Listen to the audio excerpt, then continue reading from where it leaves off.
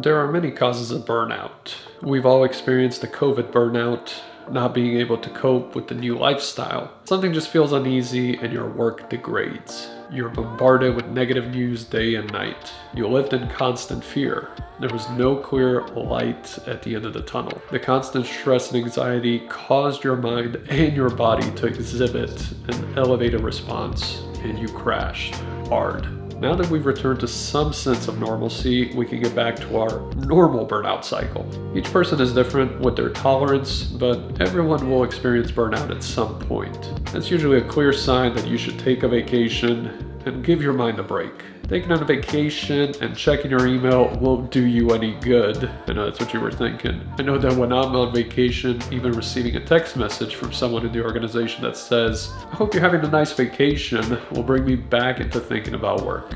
I now make sure that everyone knows not to contact the individual going on vacation unless it's an absolute emergency. Taking 2 days off versus an entire week is also not enough time to fully decompress. If you only have 1 week of vacation per year, it might make sense to do this, but I would definitely look for a different job that offers at least 2 weeks of paid vacation. Taking 1 week off and splitting the other throughout the year is a good way to recharge your batteries. When you come back from your vacation, you'll feel ready to work. That's how you know you've had enough time off. After a few months, you'll start feeling it again. If you have the opportunity, take some time off again. There's one reason for developer burnout that I don't see discussed much, but it's probably one of the biggest reasons for it. Multitasking takes the blame, but it's actually being told to shift priorities. My daily schedule is overly optimized. Aside from working full-time, I also write articles each day, write content for YouTube, Instagram, Twitter, my own website, etc. Even after a full schedule from sunup to sundown, rarely do I feel burnt out. Tell me to stop doing what I'm doing and shift to something else, and I start to feel it. I've had positions, especially when I was a developer, where management would come in and say, "I need you to stop working on this project. We need to get this other project out the door. It's high priority." Doesn't sound bad, but it's incredibly destructive. It's not like you can just stop and start working on something else immediately. You have to bring down your current environment, bring up your new environment, and then get back in the zone. You hear athletes mention that they're in the zone. Well, developers get in the zone as well.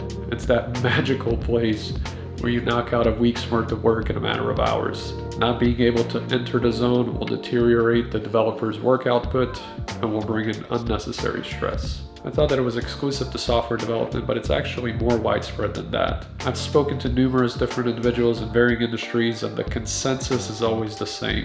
The workload is a factor, absolutely, but the trigger point for almost immediate burnout is being reprioritized throughout the day by someone else. One example is an automotive body technician that I recently spoke to about this topic. He was home earlier than normal and was not in a great mood. He was contemplating looking for a new company to work for. Through conversation, he mentioned that he wasn't happy at his job anymore because people will frequently say, "We need you to stop working on this vehicle and start working on this other one. It needs to go out today." It doesn't seem like something out of the ordinary for management, but the person receiving those prompts, it can escalate to the point that they leave the company. That conversation was what triggered a deeper reflection on my part. I was never really stressed out that I was doing 100 different things per day. I just didn't like to be redirected when I was in the middle of a task. Once I understood that, I began to treat work like work. Once someone redirects me to a different direction, I just remember that it's part of work and that I shouldn't stress out about it. If you keep that in your thoughts, you'll find that it will take you significantly longer before you start feeling burnt out. You'll probably be burnt out from the amount of work that you've done, but hopefully not from being told to shift priorities.